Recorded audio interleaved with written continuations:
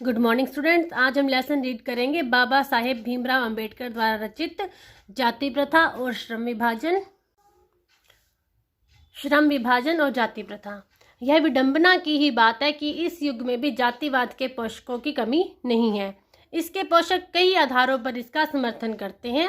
समर्थन का आधार यह कहा जा सकता है कि आधुनिक सभ्य समाज कार्यकुशलता के लिए श्रम विभाजन को आवश्यक मानता है, और चूंकि जाति प्रथा भी श्रम विभाजन का ही दूसरा रूप है, तो इसमें कोई बुराई नहीं है।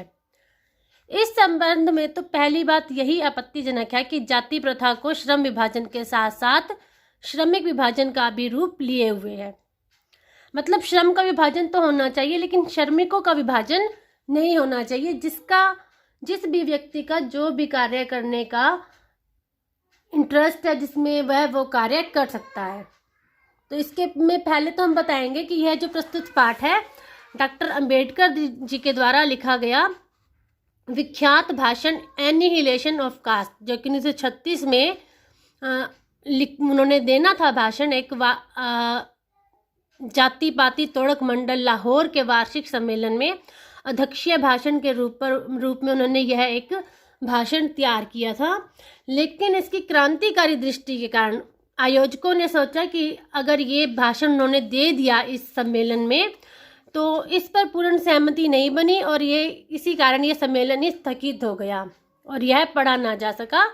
बाद में अंबेडकर जी ने एक स्वतंत्र पुस्तिका के रूप में इसे प्रकाशित करके वितरित किया।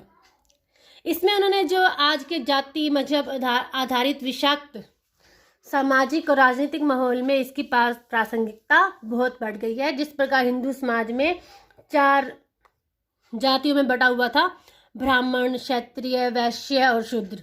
ब्राह्मण का काम था पढ़ाना, पंडित से जैसे उनका काम पढ़ाना बनाया गया। उसके बाद क्षत्रिय जो कि फौजी हो गए, जैसे एज ए सैनिक लगा लो तुम, और इस हिसाब से भी उन्हीं का काम है बस सैन्य सुरक्षा करना, या मतलब अगर गुण नहीं भी होते उनमें तो भी उनको इसी कार्य में लगा दिया जाना, और जो जिनमें गुण हो उनको ये कार्य करने की अनुमति प्रदान नहीं होती थी। वैश्य हो गया, उनका काम बिजनेसमैन, चाहे उसका कक्खा ही ना आता हो। तो अंबेडकर साहब जी ने इसी बात को बताते हुए कहा है कि ये जो श्रम विभाजन है वो तो ठीक है, लेकिन श्रमिकों का विभाजन सही नहीं है। भारत की जाति प्रथा की एक और विशेषता यह है कि यह श्रमिकों का अस्वाभाविक विभाजन ही नहीं करती, बल्कि पूरे समाज को ऊंच नीच 2 वर्गों में बांट देती है, जो कि विश्व के किसी भी समाज में नहीं पाया जाता। मतलब पहले श्रमिकों का विभाजन कर देती है भारत की जाति प्रथा, उसके बाद वो हमारे समाज को 2 वर्गों में, ऊंचे और नीचे, एक तरफ उच्च जातियां और एक तरफ निम्न जातियां, 2 जातियों में बांट देती है, 2 वर्गों में बांट देती है। जाति प्रथा को यदि श्रम विभाजन मान लिया जाए तो यह स्वाभाविक विभाजन नहीं है, क्योंकि मनुष्य की रुचि पर आधारित नहीं है। किसी मनुष्य की रुचि जिस कार्य में होगी तो वो उसी में और अच्छा कर पाएगा। लेकिन अगर हम पहले वाला ही काम करते जाएंगे, चाहे वो हमारा अगर रुचिकर कार्य नहीं होगा, तो हमारा उसमें अच्छा, जैसे हमारी सफलता प्राप्त नहीं हो पाएगी। कुशल व्यक्ति या सक्षम श्रमिक समाज का निर्माण करने के लिए यह आवश्यक है कि हम व्यक्तियों की क्षमता इस सीमा तक विकसित करें जिससे वह अपना पेशा या कार्य का चुनाव स्वयं कर सके, ना ही कोई जाति प्रथा हमारा कार्य का चुनाव करे। इस सिद्धांत के विपरीत जाति प्रथा का दूषित सिद्धांत यह है कि इससे मनुष्य के प्रशिक्षण अथवा उसकी निजी क्षमता का विचार किए बिना दूसरे ही दृष्टिकोण, जैसे कि माता पिता के सामाजिक स्तर के अनुसार पहले से ही, अर्थात गर्भधारण के समय से ही मनुष्य का पेशा निर्धारित कर दिया जाता है कि ब्राह्मण का बेटा ब्राह्मण, वैश्य का बेटा व्यापारी और शूद्र का बेटा उनकी सेवा ही करे, उनकी नौकर ही बनकर रहे। जाति प्रथा पेशे का दोषपूर्ण निर्धारण ही नहीं करती, बल्कि मनुष्य को जीवन भर के लिए एक ऐसे पेशे में बांध देती है, भले ही वह पेशा उसके लिए अनुपयुक्त हो या अपर्याप्त हो, चाहे मतलब उस पेशे से, उस कार्य से, चाहे उसके घर का भरण पोषण हो या न हो, इस बारे में नहीं सोचती, और चाहे वह भूखों मर जाए, लेकिन वह पेशा वो पहले से ही निर्धारित करते हैं कि वो वही पेशा अपनाएगा। आधुनिक स्थिति में भी यह स्थिति प्राय आती है क्योंकि उद्योग धंधों की प्रक्रिया व तकनीक में निरंतर विकास व कभी कभी अकस्मात परिवर्तन हो जाता है, जिसके कारण मनुष्य को अपना पेशा बदलने की आवश्यकता पड़ सकती है। तो उसे पेशा बदलने की परमिशन तो हो, ये तो ना हो कि हम अपना पेशा बदल ही नहीं सकते। प्रतिकूल परिस्थितियों में भी मनुष्य को अपना पेशा बदलने की स्वतंत्रता न हो तो वो जाति प्रथा के अलावा भूखों मरने की स्थिति आ जाए तो उस जाति प्रथा का उसका क्या फायदा। हिंदू धर्म की जाति प्रथा किसी भी व्यक्ति को ऐसा पेशा चुनने की अनुमति नहीं देती है जो उसका पैतृक पेशा न हो, भले ही वह उसमें पारंगत हो, मतलब उसमें पूर्ण निपुण हो। लेकिन अगर वो पेशा उनका पैतृक नहीं है, मतलब पिताजी के द्वारा वह पेशा अपनाया नहीं गया, उसके पिता दादा वो पेशा नहीं अपना रहे थे, तो आगे हिंदू समाज में उनका बेटा भी यह पेशा नहीं अपना सकता। इस प्रकार हमें समझ आ गया कि श्रम विभाजन किया जाता है और इसमें श्रमिकों का भी विभाजन होता है, जबकि वो चाहते थे कि मनुष्य में जो श्रम विभाजन है मनुष्य की स्वेच्छा पर निर्भर रहे। जाति प्रथा में मनुष्य की इच्छा पर निर्भर नहीं होता, वो जाति प्रथा के अकॉर्डिंग चलता है। जबकि उससे क्या होगा, एक तो जो जिस व्यक्ति का जिस कार्य करने में रुचि है तो उसका रुचि वाला कार्य नहीं होगा तो उसमें सफलता प्राप्त नहीं होगी। दूसरा, अगर जो पैतृक पेशा अपनाने से उसका घर का भरण पोषण ढंग से नहीं हो पा रहा तो वह भी भूखे मर सकता है, और समाज में ऊंच नीच की भावना भी इसी कारण आ रही है। जाति प्रथा में जैसे कि काम निश्चित हो गए तो ऐसी स्थिति स्वभावतः मनुष्य को दुर्घटना से ग्रस्त रहकर, मतलब दुर्भावना से ग्रस्त रहकर, भाई कोई और काम करना चाहता था लेकिन उसे यह काम करना पड़ रहा है तो वह टालू काम करने और कम काम करने के लिए प्रेरित करती है।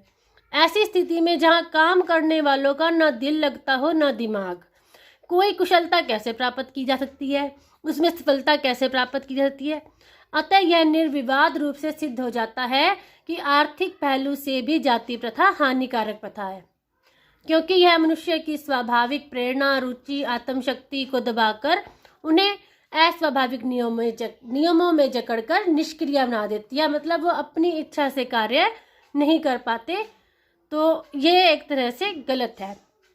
उसके बाद एक और उन्होंने लिखा है लेसन में, मेरी कल्पना का आदर्श समाज। किसकी कल्पना?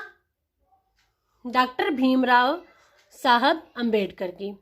अब जाति प्रथा के खेदजनक परिणामों को तो आपने सुना ही है, अभी बताया मैंने जैसे कि उसकी नीरस गाथा को सुनाते सुनाते आप में से कुछ लोग निश्चय ही ऊब गए होंगे। यह अस्वाभाविक भी नहीं है। अतः अब मैं समस्या के रचनात्मक पहलू को लेता हूँ। मेरे द्वारा जाति प्रथा की आलोचना सुनकर आप लोग मुझसे यह प्रश्न पूछना चाहेंगे, यदि मैं जातियों के विरुद्ध हूँ तो फिर मेरी दृष्टि में आदर्श समाज क्या है? ठीक है, यदि आप ऐसा पूछेंगे तो मेरा उत्तर होगा, मेरा आदर्श समाज स्वतंत्रता, समता और भ्रातृता पर आधारित होगा। अब यही सारे स्वतंत्रता, समता और भ्रातृता मतलब भाईचारा, यही रूल अब लोकतंत्र में भी है। तो मतलब उनका सारा दिमाग लोकतंत्र के जो नियम हैं उनको साथ लेकर चल रहा है। क्या यह ठीक नहीं है? भ्रातृता अर्थात भाईचारे में किसी को क्या आपत्ति हो सकती है?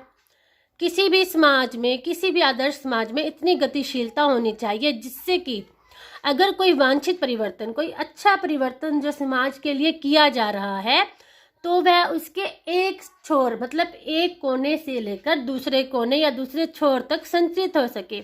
मतलब एक समाज में जो मान लो कि कहीं एक तरफ कोई अच्छा परिवर्तन हुआ है तो दूसरी तरफ दूसरे समाज में भी वह परिवर्तन हो सके। ऐसे समाज के बहुविधि हितों में सबका भाग होना चाहिए, सबकी रक्षा के प्रति, सबकी उन्नति के प्रति सजग रहना चाहिए।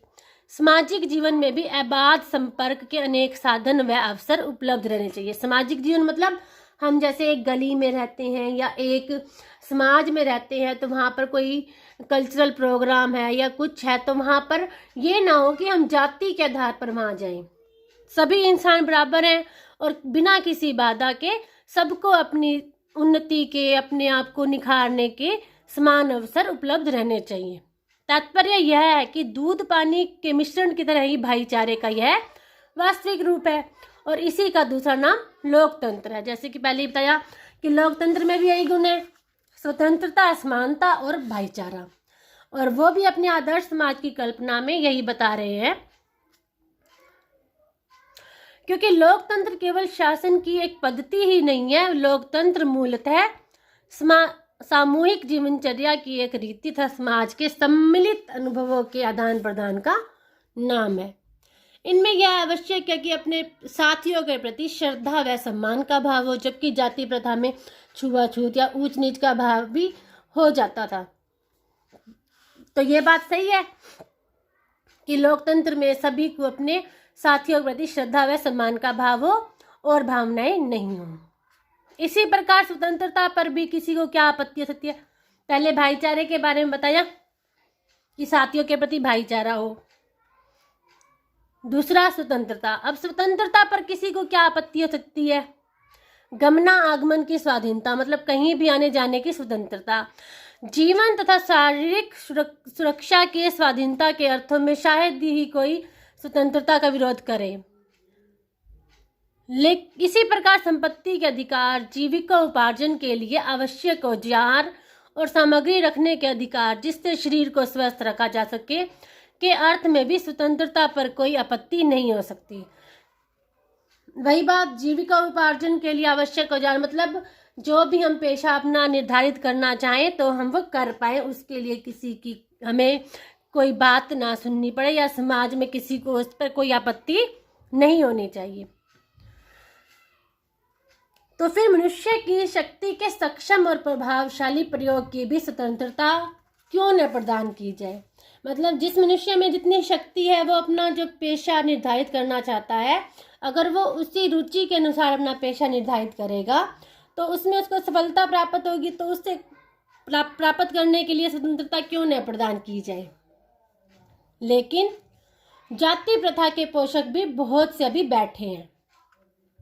ये पोषक लोग जीवन, शारीरिक सुरक्षा और संपत्ति के अधिकार की स्वतंत्रता स्वीकार कर लेंगे, कोई बात नहीं, परंतु मनुष्य के सक्षम एवं प्रभावशाली प्रयोग, मतलब जिस मनुष्य में जितनी कैपेसिटी है काम करने की, जो उसकी इंटरेस्ट है, उसके अनुसार काम करने की स्वतंत्रता को मानने के लिए जल्दी तैयार नहीं होंगे। क्योंकि इस प्रकार की स्वतंत्रता का अर्थ होगा अपना व्यवसाय चुनने की स्वतंत्रता। लेकिन वो तो चाहते हैं कि हम उन्हें अपने दास्ता में जकड़ कर रखे जाति प्रथा की, ऐसा अपने आप अपनी मर्जी से व्यवसाय चुनने का अधिकार किसी को ना हो। क्योंकि दास्ता केवल कानूनी पराधीनता को ही नहीं कहा जा सकता, दास्ता में वह स्थिति भी सम्मिलित है जिसमें कुछ व्यक्तियों को दूसरे लोगों के द्वारा निर्धारित व्यवहार और कर्तव्यों का पालन करने के लिए विवश होना पड़ता है। सिर्फ जेल में जाना ही दास्ता नहीं है। अगर हम अपने विचारों को प्रकट नहीं कर सकते, अपनी मर्जी से अपना पेशा निर्धारित नहीं कर सकते, तो ये भी एक प्रकार से दास्ता ही है हमारे लिए। यह स्थिति कानूनी पराधीनता न होने पर भी पाई जा सकती है। उदाहरणतः जाति प्रथा की तरह ऐसे वर्ग होना संभव है जहां कुछ लोगों को अपने इच्छा के विरुद्ध पेशे अपनाने पड़ते हैं। अब समानता, आइए अब हम समानता पर विचार करें। पहले हमने भाईचारे पर विचार किया, आदर्श समाज की कल्पना, उसके बाद स्वतंत्रता पर, अब समानता पर। समता, समानता, समता पर किसी को क्या आपत्ति हो सकती है? फ्रांसीसी क्रांति के नारे में समता शब्द ही विवाद का विषय रहा है। समता के आलोचक यह कह सकते हैं कि सभी मनुष्य बराबर नहीं होते। क्यों नहीं होते? और उनका यह तर्क वजन भी रखता है, लेकिन तथ्य होते हुए भी यह विशेष महत्व नहीं रखता, क्योंकि शाब्दिक अर्थ में समता असंभव होते हुए भी नियामक सिद्धांत है। समता मतलब समानता। मनुष्य की क्षमता 3 बातों पर निर्भर करती है: शारीरिक वंश परंपरा, सामाजिक उत्तराधिकार अर्थात सामाजिक परंपरा के रूप में माता पिता के कल्याण की कामना, शिक्षा, वैज्ञानिक ज्ञानार्जन आदि सभी उपलब्धियां जिनके कारण सभ्य समाज जंगली लोगों की अपेक्षा विशिष्टता प्राप्त करता है। और अंत में मनुष्य के अपने प्रयत्न, मतलब जो जाति के पोषक है जातिवाद के, वो कहते हैं कि ब्राह्मणों की वंश परंपरा उनसे शूद्रों से अलग रही है। मतलब हमारा वंश ही ऐसा है कि हमें ये चीज़ें, संस्कार ऐसे प्राप्त हुए हैं कि हम उनसे उच्च हैं। सामाजिक उत्तराधिकार में भी वो कहें हमें कुछ ऐसे उत्तराधिकार प्राप्त है जिनका सिर्फ हम ही पालन कर सकते हैं।